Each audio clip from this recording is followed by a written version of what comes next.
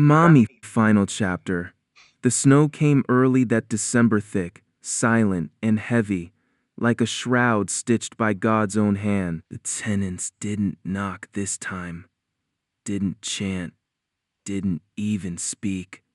They simply walked into David's apartment one frozen morning while he was passed out at his desk, mouth open, fingers curled, around an empty Bud Light can, the screen still glowing with a paused YouTube live stream titled 24/7 David Toth Suffering Cam, sponsored by Regret. They lifted him limp, reeking, mumbling mommy in his sleep, and carried him outside like pallbearers for a man not yet dead. In the front yard, just across from Paul's Pizza, now closed for good, its sign dark, they rolled him into a snowman. Not a cheerful one, not with coal eyes and a carrot nose.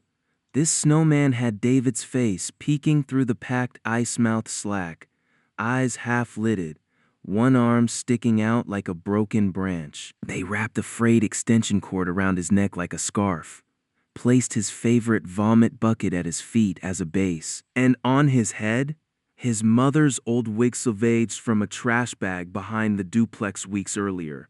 For months, he sat there. Children pointed. Tourists took selfies.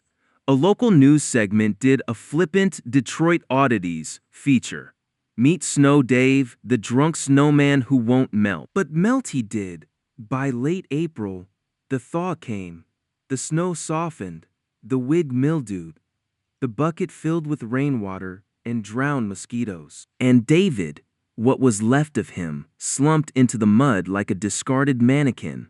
No one called the police. No one filed a missing persons report. His mother? She'd already updated her LinkedIn, retired, focused on wellness and closure. So the tenants did what felt natural. They dragged his remains to the alley, tossed him into the dumpster right where he'd been thrown once before, and didn't look back. The garbage truck took him at dawn. He ended not in a cemetery, not in a morgue, but in the central sanitary landfill, buried under 300 tons of expired groceries, broken TVs, and other things they city no longer wanted. That summer, the duplex on Army Street burned to the ground. Electrical fire, the report said. Everyone knew better. In its place, the city erected a sleek white building with stained glass windows and a bronze plaque.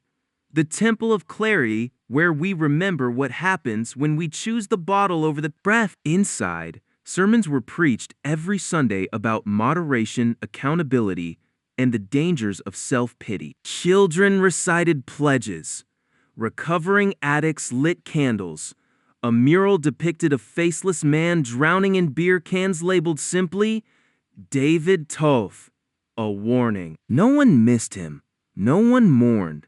No one even remembered the sound of his voice, except sometimes in the dead of night when the wind howled down Army Street and someone swore they heard a faint, broken whisper. Mommy, but it was just the pipes. Or the past. Or the city finally exhaling a breath it had been holding for decades. The end.